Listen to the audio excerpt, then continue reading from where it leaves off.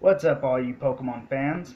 See my little Groudon. Anyways, I'm here today bringing you my first official video on the perfect IVs and EVs for specific Pokemon. Today, I'm going to tell you about Bulbasaur, Ivysaur, and Venusaur. Alright, let's kick this off with, first off, if you're going to use Bulbasaur, use it specifically for the Little Cup, because in a normal battle, facing off against the meta that they have running right now, a Bulbasaur is not going to last. So, but if you do want to run a Bulbasaur for the Little Cup, this is the nature you would want it. You would want it bold nature.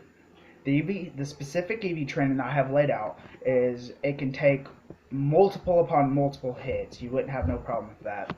The EVs you would have to run on it is HP 52, defense 220, because of the simple fact that its defense is lacking in enough points to where it would take too much of a physical hit like a fire punch from a Mag B or whatever. Okay, next up you would want to put 100 points in its special attack. Putting 100 points in its special attack allows it to deal just enough damage to where you can two-shot pretty much any Little Cup Pokemon that and even one shot, if they're not super trained right, if it's a super effective attack. But if it's not super, if it's just a normal damaging move like, grass to normal, then most of the time it would hit two shots. Okay, you would want 100, that's the 100 points in special attack. Okay, in SP defense, special defense, you need 134 points.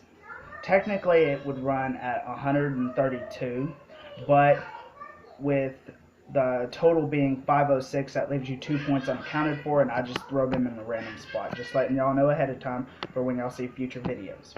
Okay, the ability you would want is Chlorophyll, for the simple fact that if you ran it in a sunny day based team, then its speed would be boosted ×2. The moveset you would want for the Bulbasaur would be Worry Seed, Giga Drain, Protect, and Sludge Bomb. Worry Seed to change them troublesome abilities of Pokemon that, their abilities causes too much of a nuisance. Get rid of it, switch it to Insomnia. Giga Drain helps heal you back. Protect, always have Protect unless you're running like a choice item on a Pokemon. And then Sludge Bomb for them pesky fairy types and whatnot. The item you would want to have equipped to it is one of two items depending on what the Little Cup allows. I don't know officially what all the rules are, but the obvious base item you would want is Eviolite. Okay, if Eviolite would be under the banned items, then I suggest go for a Leftovers to help give you that little extra health boost every turn. Alright, next up we have Ivysaur. When you run an Ivysaur for, any specific battle, the nature would you'd still want it to be bold. And you can either run this same as Bulbasaur's EV settings, or I have a slightly different setup for it. Do HP at 54, defense at 200, special attack at 100, and special defense at 100.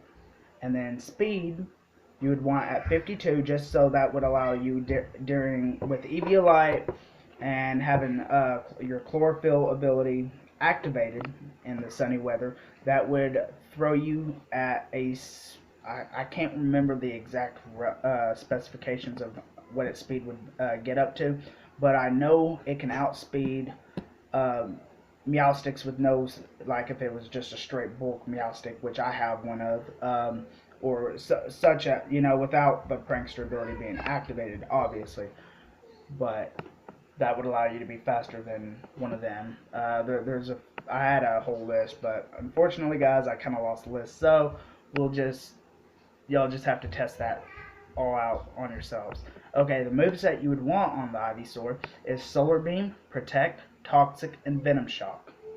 Great moveset, has pretty good coverage, and it allows you to inflict status. Alright, item, Eviolite.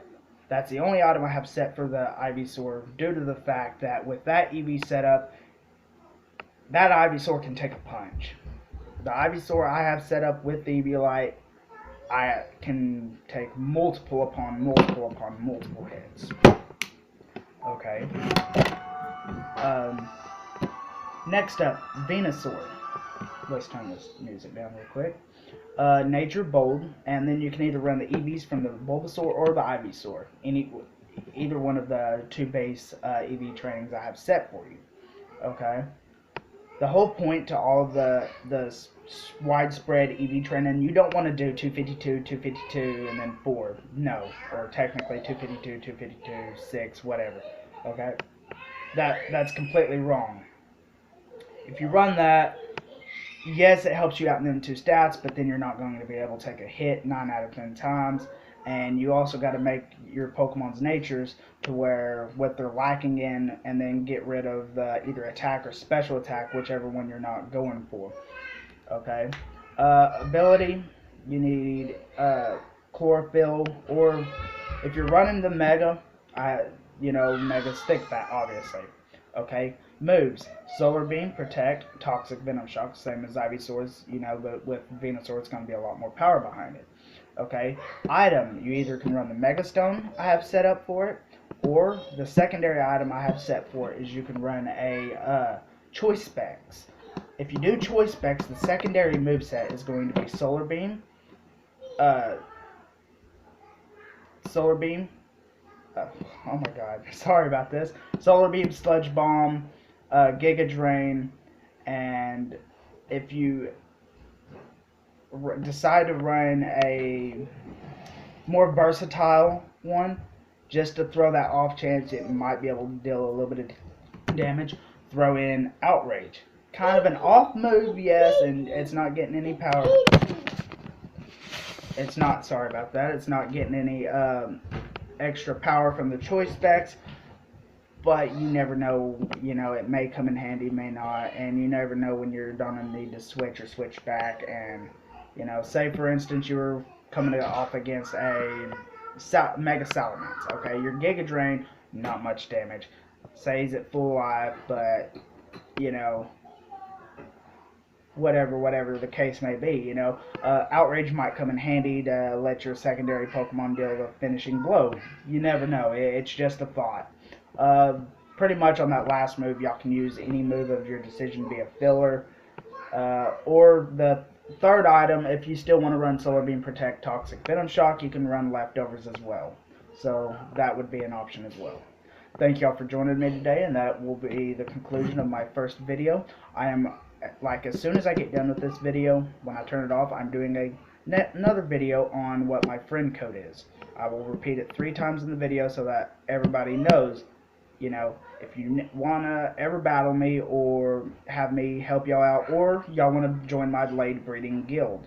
It used to be an officially Pokemon recognized breeding club, but things went haywire, and it is what it is, though it was under a different name at the time.